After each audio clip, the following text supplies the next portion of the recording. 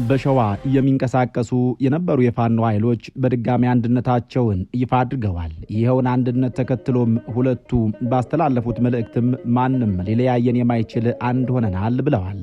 በዚያ ምድር የፋኖ ኃይሎች ጎራ ለይተው ተማተዋል። በዚያ ምድር ወንድም ወንድሙ ላይ ቃታ ስቧል። በዚያ ምድር እንዳሰግድ መኮንን ያለ ተዋጊና አዋጊ ታዋቂና ተጽዕኖ ፈጣሪ ኃይል ተላልፎ እንዲሰጥ ሆኗል። አማራ እርስ በራሱ መገዳደል እንደቀጠለ ቢሆንም መከታው ማሞና ደሳለኝ ሲያስብ ሸዋ ግን ታርቀናል፣ አንድ ሆነናል ብለዋል። በሸዋ የሚንቀሳቀሱ የአማራ ፋኖ አደረጃጀቶች የነበራቸውን ልዩነት በመፍታት በአንድነት ለመታገል መወሰናቸውን በእርግጥ አስታውቀዋል።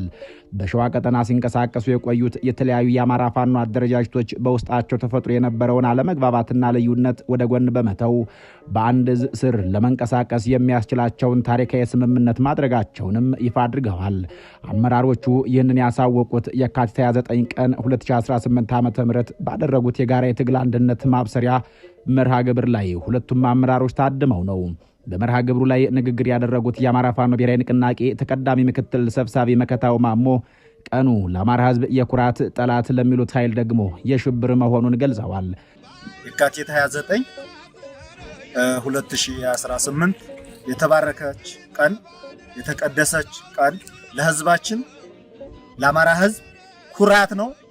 ጠላት ደግሞ የሚሸማቀቅበት አይኑ የሚቀላበት ወገናችን ደግሞ የሚደሰትበት የሚስቅበት ቀን በመሆኑ እንደ አማራ ፋኖ ብሔራዊ ንቅናቄ ሐሳቤን ይገልጣለሁ ማለት ነው። እንግዲህ ለተከታታይ ቀናት ሸዋ ቤቱን ዘግቶ ሲመክር ሲነጋገር ቆይቷል ማለት ነው። የነበረንን መገፋፋት ለአጠቃላይ ለአማራ ሕዝብ አሁንም በአንድነት የሚታገልበትን ልዩነታችንን የነበረብንን መገፋፋትና በተንኮለኞች በሴረኞች የተተበተበብንን ትብትብ ዛሬ ቀብረናል ማለት ነው። አያቶቻቸው እና አፄ ምኒልክ ሀገርን ያስተዳደሩበትንና ሕዝብን በመሪነት ያስተባበሩበትን የአንድነት ታሪክ በማውሳትም ያሁኑ ትውልድ ከዚህ ታሪክ በመማር ልዩነቱን ማጥበብ እንደቻለ አስገንዝበዋል። የነበራቸውን ልዩነት መገፋፋት እንዲሁም በተንኮለኞችና በሴረኞች የተተበተበባቸውን የሴራ ትብትብ ዛሬ ላይ ቀብረናል ያሉት መከታው መላው የአማራ ሕዝብና በውጭም ሆነ በሀገር ውስጥ ያሉት የትግላቸው ደጋፊዎች ይህንን የአንድነት ዜና ተቀብለው ትግላቸውን በጋራ እንዲያሻግሩም ጥሪ አቅርበዋል።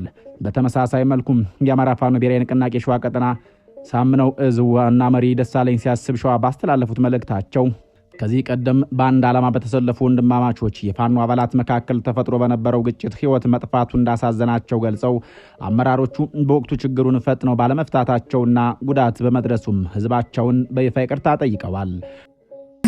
መላው ሕዝባችን በአንድም በሌላ ከስተታችን ባለመማር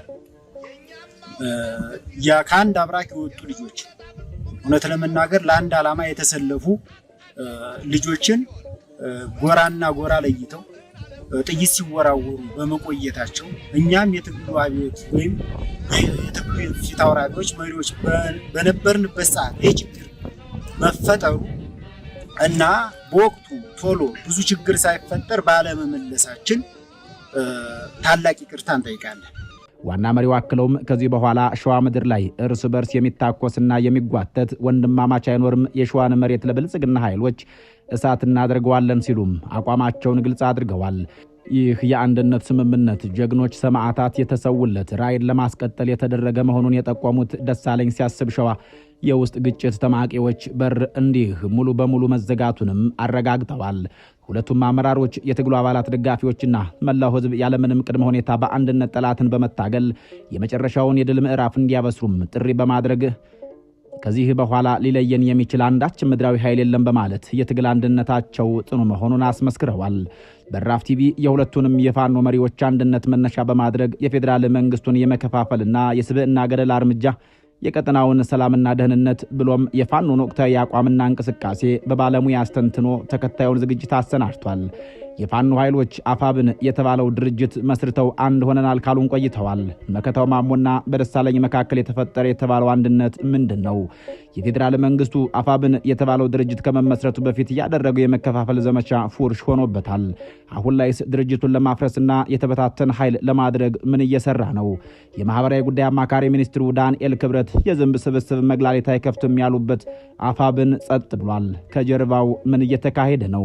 የብልጽግና ደጋፊ እንደሆኑ የሚነገርላቸው የሚዲያ አካላት አስረስ ማረዳምጤንና ማርሸት ፀሐው እጅ ሊሰጡ ነው፣ ከፋኖ አፈንግጠዋል በሚል የከፈቱት ዘመቻስ መሰረቱ ምንድነው? እስከ ዝግጅታችን ፍጻሜ አብራችሁን ብትቆዩ መልስ የምታገኙባቸው ብጅታዎች ናቸው። የተከበራችሁ የበራፍ ቲቪ ወዳጅ ቤተሰቦች እስከ ዝግጅታችን ፍጻሜ አብራችሁን ቆዩ።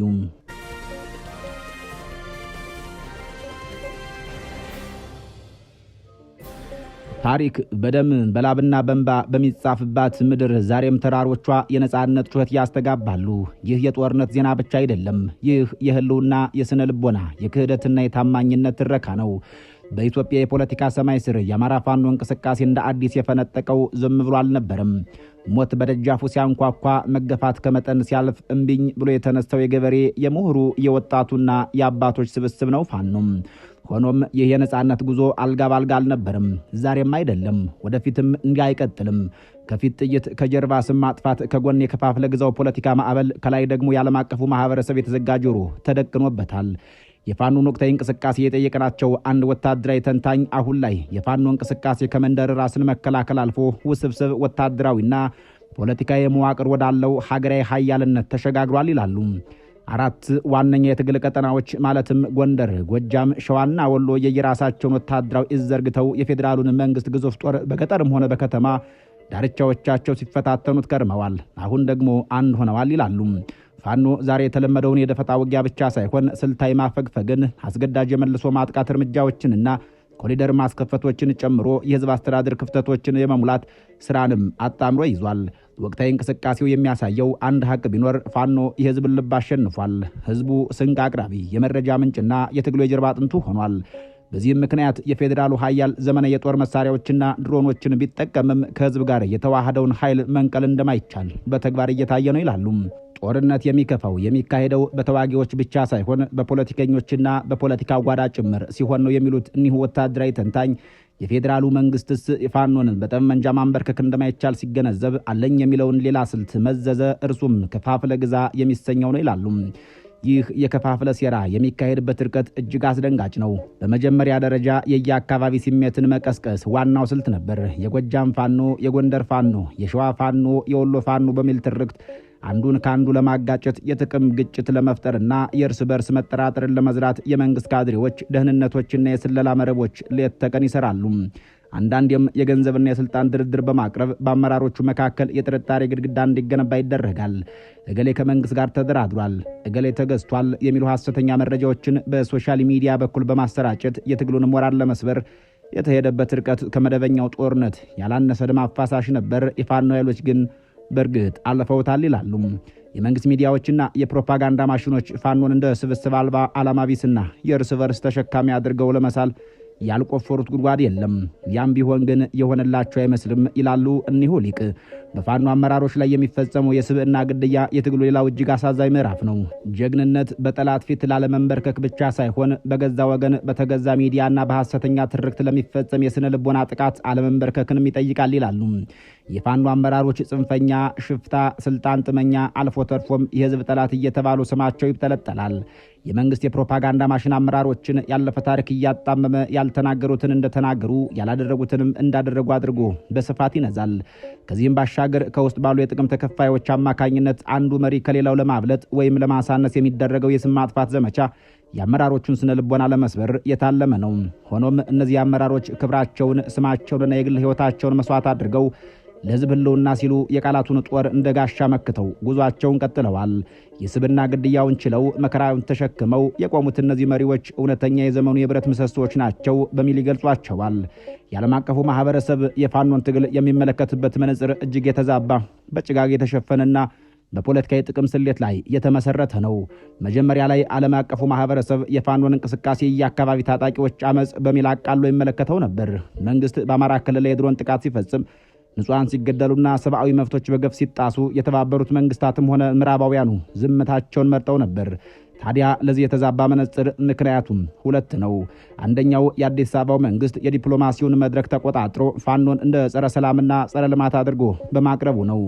ሁለተኛው የዓለም አቀፉ ማህበረሰብ የራሱ የሆነ የመረጋጋት ፍላጎት ስላለው አዲስ አምባገነን ቢሆንም እንኳን መንግስትን ከመደገፍ ውጭ ሌላ አማራጭ ኃይል ለማየት አለመፈለጉ ነው።